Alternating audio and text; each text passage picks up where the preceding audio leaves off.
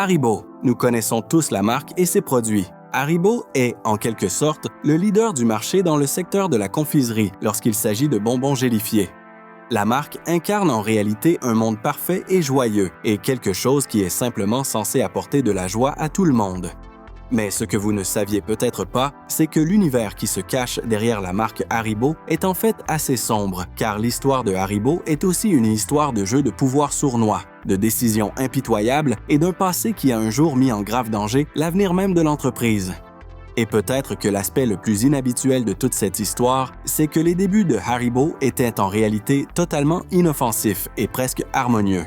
Car de l'extérieur, Haribo apparaît vraiment comme une immense success story. Même à l'époque, en 1920, l'entreprise était déjà très populaire, toutefois uniquement dans un quartier de Bonn. Cela s'explique par le fait que le fondateur, Hans Riegel Sr., qui avait auparavant été formé comme confiseur, produisait à cette époque ce que l'on appelait les ours dansants, les prédécesseurs de l'ourson gélifié. C'est d'ailleurs aussi de là que vient le nom de l'entreprise, composé des premières lettres des mots Hans Riegel et Bonn. À l'époque, Hans Riegel fabriquait les ours dansants Haribo de manière très simple, dans une cour intérieure, à l'aide d'un four et d'une marmite en cuivre. Sa femme distribuait ensuite les ours dansants à vélo dans le voisinage et, au fil des années suivantes, la petite entreprise a rapidement grandi pour compter plus d'une centaine d'employés. Même des personnalités connues comme l'empereur Guillaume II auraient adoré Haribo, mais le destin de l'entreprise a changé à l'époque du national-socialisme. Tout d'abord, Haribo a dû réduire drastiquement sa propre production pendant les années de guerre. Puis, directement après la fin de la guerre, le fondateur de l'entreprise, Hans Riegel, est décédé de manière inattendue d'une insuffisance cardiaque. Avec la mort de Hans Riegel, Haribo était destiné à changer à jamais, et ce changement est venu par cet homme, Hans Riegel Jr., le fils du fondateur. Hans Riegel Jr. a accompli quelque chose de véritablement impressionnant. Il est parvenu à transformer Haribo en une entreprise mondiale en utilisant un style de direction qui serait aujourd'hui totalement impensable. Et malheureusement, un style qui a aussi provoqué de nombreux problèmes modernes de l'entreprise. Tout a commencé lorsque Hans Riegel Jr. a repris l'entreprise de son père en 1946. À partir de cette année-là, Hans Riegel Jr. a commencé à régner sur le groupe Haribo comme une sorte de roi. On raconte que Riegel prenait littéralement lui-même presque toutes les décisions importantes de gestion, et ce pendant plus de 60 ans. Par exemple, aucun dirigeant de Haribo n'était autorisé à signer de manière autonome des contrats avec des chaînes de supermarchés comme Lidl ou Aldi. À la place, il devait se rendre à chaque fois dans le bureau de Hans Riegel pour demander son autorisation. Il existait même un rituel au cours duquel tous les cadres de l'entreprise devaient avoir des entretiens individuels avec Hans Riegel chaque matin, les uns après les autres, durant lesquels il ouvrait leur courrier et leur disait exactement ce qu'ils devaient faire ce jour-là. Comme l'a rapporté Manager Magazin, Hans Riegel était également réputé pour être colérique et n'hésitait pas à crier sur les employés si quelque chose ne lui convenait pas. Riegel était, en d'autres termes, une sorte de maniaque du contrôle. On dit même qu'il a licencié le cuisinier de la cantine de l'entreprise simplement parce que les oignons étaient coupés trop gros. Et, comme il détestait absolument l'ail, aucun plat de la cantine n'était autorisé à contenir de l'ail. Cependant, ce style de direction n'a pas seulement conduit à des incidents bizarres, il a aussi créé de véritables problèmes. Par exemple, Hans Riegel avait énormément de mal à accepter que les employés de Haribo veuillent fonder un syndicat afin d'obtenir une meilleure protection et des salaires équitables. Riegel aurait été très déçu par cette initiative et aurait même contraint les employés à tenir leur première réunion du comité d'entreprise de nuit dans un parking souterrain. En raison du style de direction de Riegel, Manager Magazin a ainsi décrit Haribo comme une entreprise câblée comme la mafia et pathologiquement secrète. Un autre problème, causé par le règne absolu de Hans Riegel, concernait le développement même des confiseries Haribo. Alors que d'autres fabricants de sucreries emploient de grandes équipes d'experts en marketing, de technologues alimentaires et d'analystes de marché qui étudient soigneusement quelles nouvelles variétés et saveurs pourraient être lancées, les choses fonctionnaient apparemment de manière très différente chez Haribo. Aussi difficile que cela puisse paraître à croire, Hans Riegel lui-même, même à un âge avancé de plus de 80 ans, aurait personnellement élaboré les idées de nombreux produits Haribo. Pour ce faire, le patron de l'entreprise regardait apparemment des émissions de télévision pour enfants ou lisait le magazine Bravo afin de trouver de l'inspiration. Le problème, cependant, était que certaines de ces confiseries étaient controversées. Sous la direction de Hans Riegel, par exemple, Haribo a lancé ce que l'on appelait le Skipper Mix, des bonbons à la réglisse noire en forme de visage d'apparence africaine et sud-américaine. Selon certains rapports, il aurait même existé, sous Riegel, un produit portant le nom de Negro. Même après que l'entreprise eut déjà été critiquée pour cela dans les années 1970 et 1980, Hans Riegel n'a cédé qu'au milieu des années 1990 et a renommé le produit. De manière générale, Hans Riegel était souvent très obstiné lorsqu'il s'agissait de décider qui avait raison, et il se heurtait régulièrement à d'autres entreprises, et il le faisait en utilisant des méthodes impitoyables. Par exemple, dans les années 1960, Riegel a racheté l'un après l'autre des producteurs de réglisse en Allemagne.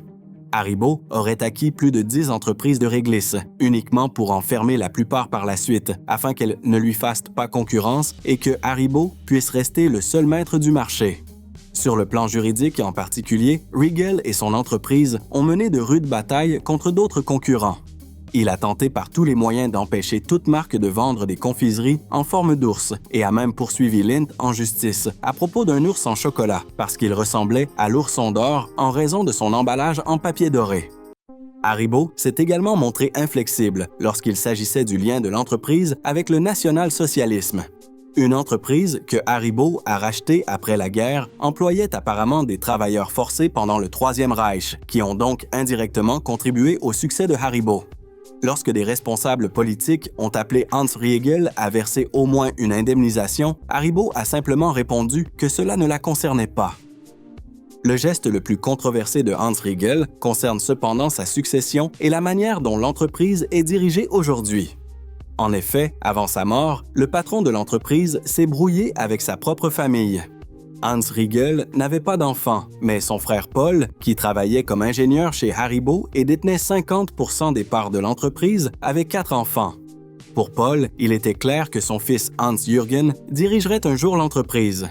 Hans-Jürgen avait déjà connu le succès en tant que responsable de la France au sein du groupe Haribo, mais il avait un problème. Son oncle se dressait sur son chemin. Et se dresser sur son chemin est en réalité un euphémisme, car Hans Riegel a activement œuvré pendant des décennies pour que son neveu Hans-Jürgen ne reprenne en aucun cas l'entreprise. Riegel a continué à travailler alors même qu'il avait largement dépassé les 80 ans et a, à plusieurs reprises, présenté son neveu comme incompétent dans des interviews. Cela a finalement conduit Hans-Jürgen à démissionner, furieux, car il ne voulait pas attendre la mort de son oncle pour pouvoir enfin travailler.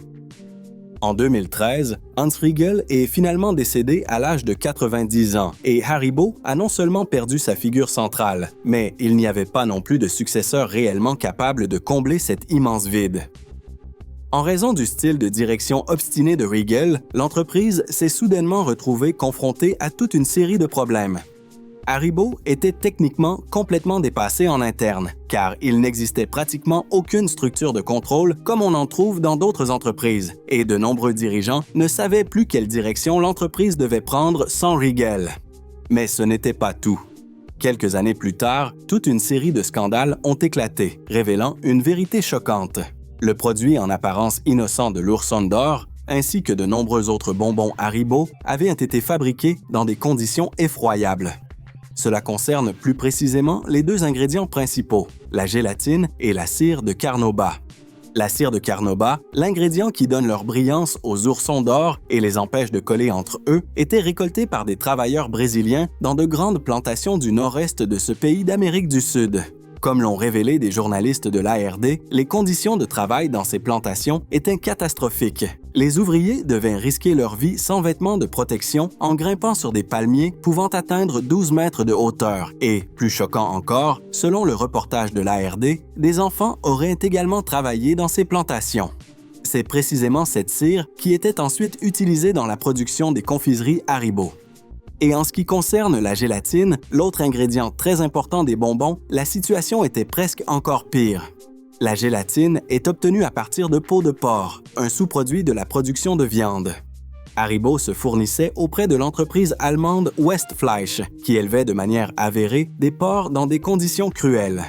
Selon le reportage de l'ARD, les animaux vivaient dans des conditions épouvantables et souffraient souvent de blessures graves. Certains porcs mouraient même dans les étables et n'étaient parfois même pas retirés par la suite. Ainsi, le produit, qui selon le slogan de Haribo était censé rendre les enfants heureux, était fabriqué grâce à une forme moderne d'esclavage et de travail des enfants, et se composait d'animaux morts qui avaient dû vivre dans des conditions horribles. L'entreprise a certes déclaré être préoccupée par ces accusations et vouloir changer les choses, mais un goût amer demeure. Depuis la mort de Hans Riegel, l'entreprise lutte surtout contre un manque de direction claire. Hans Guido Riegel, l'actuel dirigeant de l'entreprise, a tenté à plusieurs reprises de recruter des cadres de haut niveau issus de l'industrie de la confiserie, mais ceux-ci ont quitté l'entreprise en grand nombre à chaque fois.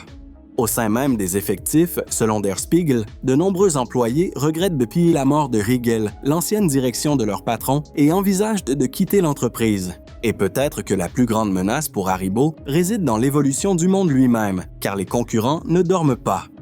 Lidl, par exemple, exerce une pression énorme sur l'entreprise avec des produits de marque distributeurs bien moins chers et des prix agressifs, et la tendance vers un mode de vie de plus en plus sain, ou vers des alternatives véganes, mais également Haribo sous pression, surtout à long terme. Même si l'entreprise se trouve actuellement dans une position financière solide, les années à venir, et en particulier l'avenir plus lointain, seront difficiles pour Haribo, car le monde n'est plus celui qu'il était autrefois sous Hans Riegel. Mais qu'en pensez-vous? Quelle est votre opinion sur Haribo, sur l'histoire de l'entreprise et sur son avenir?